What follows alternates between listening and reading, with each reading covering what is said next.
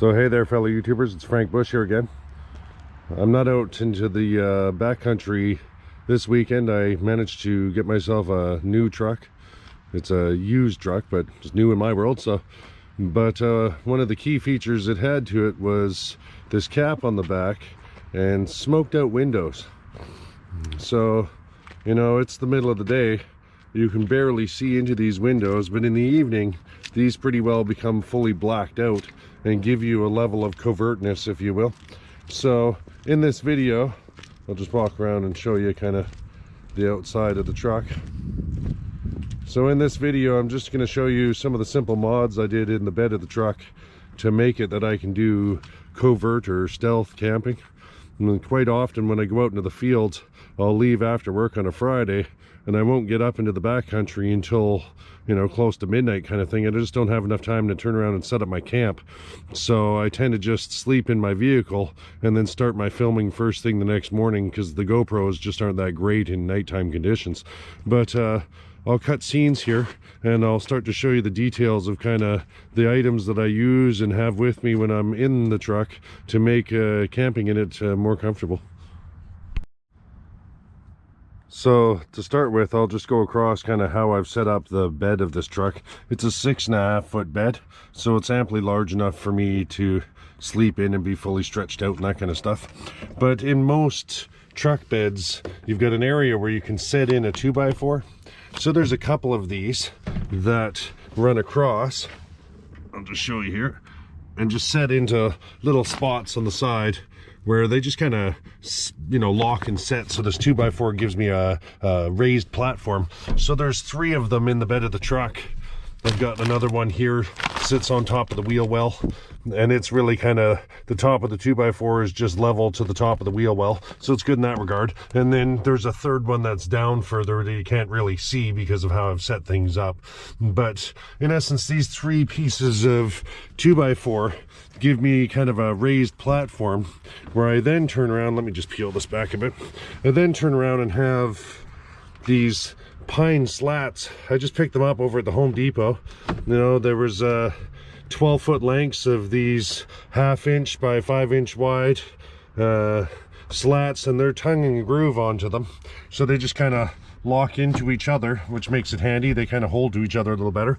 But I've got 6 of those, so I bought 3 of the 12 foot lengths at the Home Depot right in the store. I just got them to cut them in half, and that way I could have 6 foot lengths, and then I just lock them in place.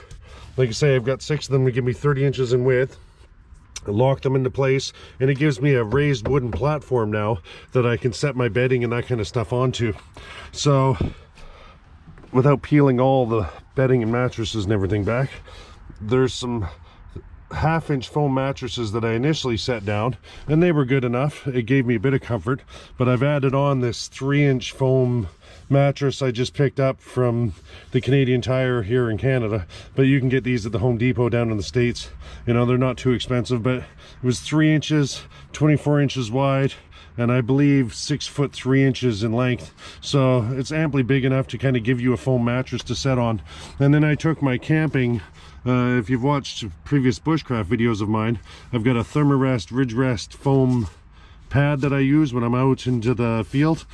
So I just set that down on top. This amply gives me enough warmth with these layers that I'm not going to be cold from the underside, even in sub-zero conditions. You know, I've slept one night in this setup. When I first set it all up, I wanted to see how it was. There was a winter storm. It was -9 degrees Celsius, and I slept with this setup. I didn't even have this 3-inch foam mattress at that point in time. I slept with this setup and managed to get a full night's sleep and was comfortable. The only issue I had was the condensation. So I'll just show you what I've used for the actual sleeping bags. So I've got an Aegis Max M2, which is kind of my winter backpack that I use here on Vancouver Island in Canada when I do my bushcraft videos. And then I've got an additional -10 sleeping bag that opens up to be more just like a blanket that I've thrown on top of that. That combination, like I said, I'm of the belief of I could probably get down to about 15-20 below Celsius before I'm really going to start to feel the chill of things. What I've also set in here was just from the Cabela's, I had a bushcraft, you know, kind of camping table. So I just set that up, and that way I've got a little flat surface that I can kind of keep my items on if I want to just set something when I'm in the back here. But I don't normally spend too much time back here. I really primarily just use this as a place to bed down. And then what I have here is a little buddy heater. So those are propane heaters. It's got a sensor in it that will automatically turn the heater off if the oxygen level gets too low. But I normally keep a window cracked in here and let ventilation, you know, happen. And that way the condensation doesn't get too bad either way. But this little buddy heater, you know, when it was 9 degrees below 0 Celsius, this little buddy heater made it about 10-12 degrees in the back here and made it quite comfortable. When I decided to turn in for the night, I just shut it down, you know, but it definitely added to the creature comforts of having a bit more warmth. And like I say, I normally just carry some other small cans of propane because the little buddy heaters use those as a fuel supply. So I have a couple of them just in case I wanted to have it for a few days where I wanted to run the heat heavy. But these little buddy heaters, I think I get about 6 or 8 hours out of them before the propane tank runs out of fuel. So they're very efficient in that regard. And then I've just got a bit of, you know, food that is easy serve stuff, right? Peanuts and that kind of stuff. So, and I carry a bit of spare wood with me just in case I have a hard time getting dry wood when I'm out in the field. So I've got this set up as kind of the back sleeping area. Generally speaking, like I say, I wouldn't hang out in here if I was doing more urban stealth camping and that kind of stuff. I'll flip scenes here and I'll talk about that in more detail. So I've just shifted back up into the cab of the truck because it was starting to come down and rain and that kind of stuff a bit. So I thought this might be just a better place to kind of touch base and have a conversation with, you know, your day-to-day when it comes to urban stealth camping and how you really want to stay covert. So one of the key things is really, you know, the location that you're going to pick when it comes to sleeping needs to vary on a nightly basis. You don't want to be staying in the same location night after night after night. You know, any type of familiarity to your pattern is really going to get you caught. You know, as soon as people see that you've been there for a couple days, and if they at all see you getting in and out of the back of your truck and passing out and that kind of stuff, they're going to call you on it, and you're going to have grief. So it's best to have multiple locations that are spread out throughout the urban environment that you're in, that you know that you can move and shift and go to, you know, one night after the other, and that way nobody knows the better. You just kind of come and go once in a while, and it's random in its nature. But some of the other key parts are, you know, when it comes to the hours, say, between 5 and 10 o'clock at night, you know, even if you're in the daytime, you're not working that day or whatever. You know, if you're working, you're at your job 9 to 5, and then after work, you've got this kind of 5, maybe 6 hour window where you're going to be up, you're not feeling tired, you're not wanting to go to bed or anything. It's best, and you're going to want to have Wi-Fi and all these other things. So in that period of the day, it's best to have multiple locations, you know, in mall parking lots and those types of things where you can stop, access your Wi-Fi, you know, play on your tablets or your phones, you know, surf the web, do whatever you're going to do, and make sure you've just kind of got your creature comforts with you. You've got, you know, your snacks and your water and those types of things, where you can use the cab of your vehicle more as just kind of your living room, and treat your driver's seat more like your lazy boy that you'd have in your living room. You know, you set your tablet up on your steering wheel, you know, pick up your Wi-Fi, sit back, watch TV, you know, YouTube or whatever it is that you're doing, and let the hours pass. But don't do that at the same location that you're going to be bedding down in. And that's really kind of a key thing of, so you want to have multiple different locations that you hang out in the daytimes as well. You know, you don't want to have it that security guards at malls are giving you a hard time because they see you parked in the same location, picking up free Wi-Fi day after day after day. You know, that's just going to cause you grief as well. You want to be kind of the gray man. You want to have it that people don't really notice you. You just kind of come and go, and you're not bringing any attention to yourself that's going to, you know, draw people's suspicions in any way, shape, or form.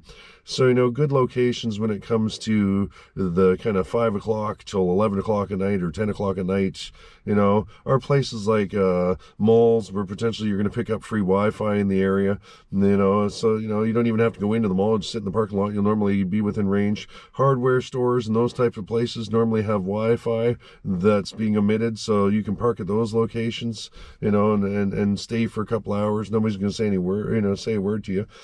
Banks, you know, when you go to banks, they offer a lot of free Wi-Fi there now too. So, those types of locations, you can have lots of those within a city.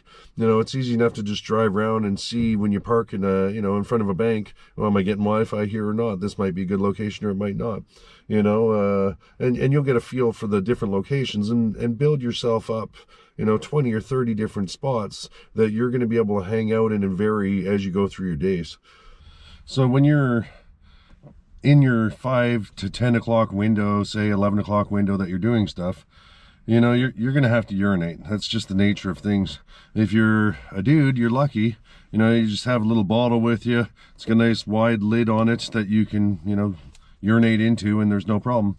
For women, if you're doing stealth camping, I recommend that you take more caution because you're exposed to higher risk. But either way, they have devices where women can attach a little plastic thing and pee like a dude would.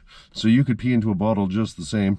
And normally when it comes to dropping a deuce, you tend to do that more into the daytime. Make sure that you're cognizant of the fact that, if you have to drop a deuce at 3 in the morning, that could be a problem for your world. So try to get it out of you as you're in the daytime hours, just to make it easier for you. I didn't really want to go there, but I thought I'd just touch on these things because they're things that are going to affect people if they're doing any type of covert stealth camping, whether it's in a car or a truck. So when it comes to finding your locations for bedding down in, they're going to be different locations than they would be for hanging out in. You don't want to be so worried about Wi-Fi and those types of things. If anything, you're looking for areas that are really, really quiet. They don't have a lot of traffic. They're darker areas. There's not tons of street lights and those types of things. Quite often people will end up going off into residential neighborhoods and setting up there. And the only thing I can see about that is a concern, generally speaking, is you have no idea the hours that the people that are living in the houses around you, you parked in some residential neighborhood, potentially 3/4 of the people around you could be working in construction or something and out the door at 5:30 in the morning. The last thing you want to have is you're getting up at 6:30 in the morning to kind of get your day started, and you're piling out of the back of the truck, and all of a sudden the neighbors coming out and getting ready to go to work for the day see you. You really want to avoid that reality as much as possible. So generally speaking, if you can find commercial buildings that are smaller, they're not the size of a mall, that type of thing, where they have small parking lots of 10 to 20 spots in them. Normally they don't have the security guards patrolling them the same. The lights get shut down, after about 10 o'clock at night. So it becomes dark areas there. Churches, and religious centers, generally speaking, tend to be good locations. When you look at a church, it's like, well, people normally are only going, say, maybe 2 days a week. You might have a service on Wednesday and a service on Sunday or something, but for the better part of the rest of the week, there's very little traffic normally coming and going in those locations. And so it's good in that regard of, in churches quite often, they're all over the cities, then normally everywhere you go, and quite often their parking lots will be dark. One of the things you have to be conscious of when you're parking your vehicle is the bed has to be as flat as possible. If you're parking into in behind the back of a church or something, and you're parking on a slope, be conscious of the reality of which end is your head going to be on in that bed. You could park on a slight slope and have your head, down lower than your feet. That's going to cause for a bad night's sleep. You're better off to ensure that your vehicle's turned around and that your head is a little raised if it has to be. But ideally you're going to find flat level areas where your bed's going to be nice and level, and you're going to be able to have a solid night's sleep where you're getting 7-8 hours sleep. Generally speaking, when you're doing covert stealth car or truck camping, you want to have it that you're in bed by 10:30, 11 o'clock, and don't go to that location pretty well until 5-10 minutes before you want to bed down, to ensure that anybody that would be hanging out at a church doing some sort of service or something, they're going to be gone. Normally people aren't hanging out in those locations, doing any type of religious activities, if you will, beyond about 10 o'clock at night. They'll start to pull out and go home. So if you show up at 10:30, 11 o'clock, they're already gone. as quick as you can, you just kind of get back and into your bedding and call it a night. And then the same goes for in the morning. You want to be out of there as early as you possibly can. You know, everybody has different needs when it comes to the amount of hours that they need to sleep in a day. You know, for myself, I only need about 6.5 hours sleep and I'm good. You know, but you might need a little more than that. But try to set your window of time and that you know that the chances are going to be minimal that other people are going to see you coming and going. So, you know, if you can be up and out before 6:30 in the morning, you know, even if you're heading off to a coffee shop first thing in the morning, you're going to just spend an hour there surfing the web and getting ready for the day, you know, you're better off to get up and get out of your location. You know, the less people see you at the place you're bedding down, the better. It keeps those locations safe to reuse later in life. So I'll cut scenes again and kind of show you some of the basic gear that I have that's for the 5 to 10 window. I've shown you the sleeping setup. I mean, there's not much to that. You just climb in your sleeping bag, go to bed. But to kind of give you the creature comforts that you would have as you're hanging out in the cab of your truck, treating it as though it was your living room. When it comes to kind of keeping my devices powered for longer periods of time, I have Anker solar panels that I believe are 21 watt. And it's a USB charged solar panel, so they have USB that comes straight off and just plug into my devices. So I can easily set that just up into my dash window. It powers off and plugs into, I've got a grylls 20 ampere hour USB battery. And then I plugged my battery in with a USB connection straight into my tablet as I would plug it in at home. So, you know, when the vehicle's running, I can easily just turn around and plug into my cigarette lighter and charge my devices that way. But if you're stopped, you know, you're in your 5 to 11 window, if you will, you don't necessarily want to be running your vehicle all the time. That can become expensive when it comes to fuel and those types of things. So having this type of setup allows it that I can dramatically extend the length of time that I can use my tablets, my cell phones, and those types of things without running out of power.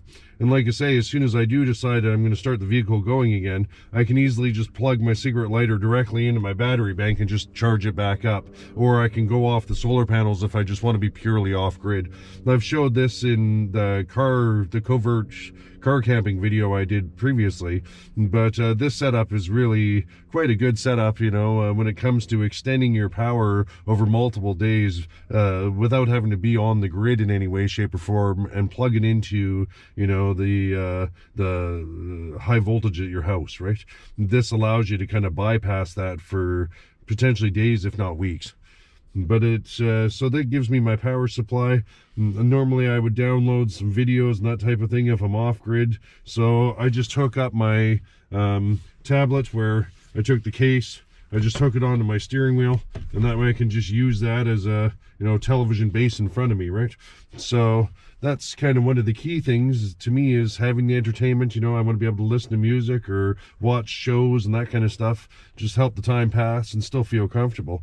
You know, I normally also, down by the passenger seatings floor, I normally carry multiple water bottles. And, you know, these are 2 liters a piece, so, you know, each one of these is about a day's worth of water. So I always recommend to have kind of a few of those just tossed down to the side, so you got your water supply. And like I say, easy enough to keep snacks and sandwiches. You know, I stopped off at Tim Hortons. I don't actually plan on camping in the vehicle. Normally I would only do this type of stuff when I go up and go off grid, you know, but I understand that this knowledge can easily be transferred to using it in urban environment settings, you know, where you want it to be covert and stealth. You know, when I'm up into the bush, I use this to just give me creature comforts when I'm out in the backcountry. You know, it's all the gear is going to be the same though. So when it comes to food, you know, normally you take it simpler when you're doing covert camping and that type of stuff. Now, if it's the daytime hours, stop off at the Mickey D's or Wendy's or whatever it is you're going to stop at, you know, Subway and those types of things. But if you're cooking out of the vehicle, it's best to go with foods like I say in the beginning of the video, where it's really simple foods. You know, keep some peanuts with you, some chicken salads and those types of things where you can just pop the can and eat it, right? You know, might have a little set of crackers with it or something, you know. But when it comes to cooking anything beyond that, I tend to only want to boil water. So I've got, I'll just show you here. So I've got this little unit, and this is an adapter. It allows me to screw onto propane, but have a butane head to it. So I can use, I've got a butane camp stove little pocket rocket that I use. If you've watched my previous bushcraft videos, you'll see me use that in multiples of those videos, where I'll use it to just boil off some water and that type of thing. But as I showed earlier, I have a significant amount of propane that I carry, and it allows me to turn around and just screw this on and attach my butane camping stove. So on the back of the truck, I can just let down the door. I can easily just screw this onto a can of propane and boil off some water, you know. And I wouldn't do normally much more cooking than that. You know, I've cooked a steak on the back before in the past, when I was doing car camping. You know, I've got a frying pan and stuff that sits in my camp gear. All the camp gear I normally would have carried in my trunk, I just now have in behind my seats here, and kind of keep that separate from being in the back. You know, I tend to keep my food and that type of stuff. I've got some light snacks in the bag you saw earlier in the video in the back, but any camp food and that kind of stuff I normally keep up front and just keep it where it's more protected. And that way, when I'm out in the bush, if an animal tries to get to my food supply, they got to get into the cab of the truck. That's like I said, I don't normally do urban stealth camping on a regular basis. You know, I'm more using this for backcountry uses, but either way, when I'm out in the backcountry, like I say, typically I'll just be boiling off water to make coffees or to make some Mr. Noodles or those types of things. You know, keep your cooking fast and simple. If you're in urban settings and you're wanting to be covert, you know, if all you need to do is boil off a bit of water for a cup of noodles or something like that, that's ideal. You can have that water boiled in under 5 minutes normally, you know, just enough. You boil just enough to kind of get the job done, you know. Throw your propane tank back in the trunk and off you go, right? Try to even when it comes to cooking, you're better off to do your cooking in the places where you're not bedding down, you know, in Walmart parking lots and those types of things. You know, people might think you're a little trashy for doing it, but they're not going to sound the alarms seeing you, you know, as opposed to if you were sitting in the back of a church parking lot or something at 11 o'clock at night and someone sees you out there cooking a steak on the back of your truck, they're going to ask questions, right? If you're in the Walmart parking lot, they just think you're as slum as they come, right? You know, it's a different mindset of the perspective that the other people around you are going to have if they do see you, you know. But that kind of covers your water, your electricity, your food, your sleep. You know, I normally have a solar powered flashlight that I keep up front. I don't use this quite often. No, normally I'll just kick on the cab's light if I need it. But when I'm in the back, if I need a bit of lighting, I'll throw that on. When it comes to hygiene and those types of things, you know, you get up in the morning, stop off at a coffee shop, give yourself, you know, a clean up in the sink or whatever, comb your hair, straighten yourself out, just so you can kind of get on with the day. When it comes to larger cleaning yourself and showering, bathing, those types of things, you know, there's always the rec centers and that type of stuff, you know, $5-6, and you can go to the rec center and use their saunas and hot tubs and all that. Normally their showers have shampoos and all those types of things, you know, right into their facilities. So it allows you to kind of maintain and clean yourself as you go through time. One of the key things you have to worry about is drop your deuces in the daytime. You know, I kind of talked about it earlier and then shied away from it and that kind of stuff, but you definitely don't want to have to drop a deuce at 3 or 4 in the morning when you're truck camping. It's a pain in the ass, to be quite honest. You know, you want to make sure that if you can get that out of you in the day hours, go do it with the proper facilities, especially with urban stealth camping. You know, when you're up camping in the backcountry, it doesn't matter. One way or the other, you're digging a cat hole and you're doing what you need to do. You just have to suck it up and you know, enjoy the suck, if you will, and just get on with doing what you would have to do out there inevitably either way. But when you're in the cities, you got the luxuries of 24-hour coffee shops and all these other places where you can go and kind of take care of your hygienic business, if you will, with some sort of level of comfort. So, you know, that would be the only real key thing I would say when it comes to that. You know, I would generally say if you're in the winter season as well, you might want to turn around and keep a fleece blanket or some sort of wool blanket up with you, up into the cab area, you know, so when you do stop the vehicle, it's fine and dandy when you're driving around, you got your heaters going, everything's warm and toasty, you know, but if you smoke and that type of stuff, you're going to have to keep your windows cracked. In the wintertime, the cold air is going to get in. Rather than bring the propane heater from the back up here, you know, it's better off to just turn around and say, you know what, I'm just going to pull out the fleece blanket, throw it over me, and just kind of bundle up a bit, right? And normally, and if you keep it below the visual line, people that are walking by aren't going to see that you're wrapped up in blankets sitting in your vehicle. They're just going to see that, oh, you're on your tablet. And in this day and age, or your cell phone or whatever, in this day and age, that's not unusual. You know, almost anywhere you go, you see people staring at their phones and devices. So you're not going to draw attention to yourself that way, you know, but hopefully this video helped give you an idea of how to kind of make it that you can be comfortable in covert camping. Like I say, pick different locations from the 5 to 11 window than you have for your bedding down hours. You know, not only different locations, generally speaking, for those hours, but physically different locations for each night and each day. Mix it up. Use the element of randomness as much as you possibly can to your advantage if you're going to do this urban stealth camping. You know, guys have work vans that they've converted over and turned into little tiny homes and that kind of stuff. You know, even those, if you park those in the same neighborhood day after day, people are going to know, they're going to see it. You know, if you've got fireplaces built in that are blowing smoke out the roof of your van, they're going to know someone's got a fire going in there, right? I mean, common sense is half the battle. But it's far easier to do covert stealth camping in a truck than it would be in a car. You know, when you're in a car, you don't have all the smoked out windows like a truck would have. You know, it makes it really handy. If I don't have to put blinders up into the windows or put up Mylar and stuff you'll see in a bunch of other videos. You know, I mean, you can put those stuff in, but the honest reality is that Mylar, you know, people talk about, oh, it makes it warmer and keeps the heat in and that kind of stuff. And to a small degree it does, but that Mylar insulation is really only about 0.5 of an R.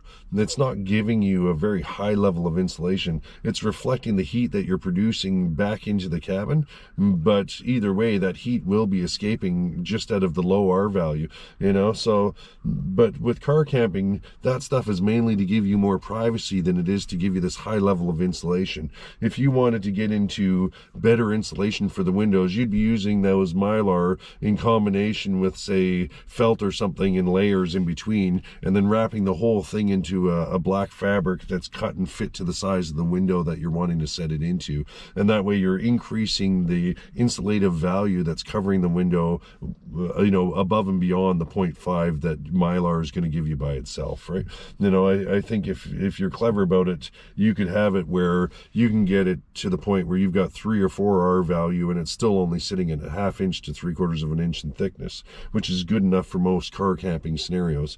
But when you're in a truck environment and this type of stuff, you don't have to piss around with all that stuff. If you park in an area where there's not heavy light, you know, your back windows are going to be blacked out, especially if you've got the kind of smoked windows like I do, that you're going to be able to see out, but they're not going to be able to see in with ease. So one way or the other, if you hear noise and commotion going on around the vehicle, you're going to be able to see what's going on. Whereas with the car camping, it's more difficult. Every window is blacked out. And then beyond that, if security guards and other things come and they see that, oh, that car is totally blacked out, it raises suspicions. Even though they can't see in, they know something's going on, right? Whereas with the truck camping, it's far easier. You can park in more locations that, because you don't have anything that's bringing any visual attention to the vehicle that's outside of norm.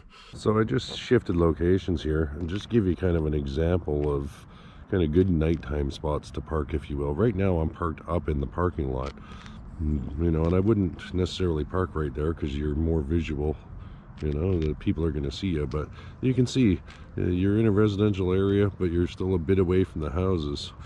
But ideally, rather than even park here where I would have the vehicle be seen, there's a little side road that comes off here. I'll just go into it a bit.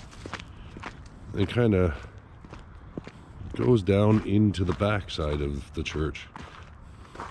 And there's a little blind area back there where it's all fenced off and just kind of comes to a dead end.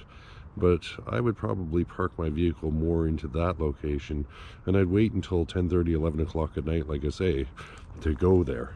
So I wouldn't necessarily park in the parking lot unless it was in behind the church where it wasn't easily just directly seen from the street.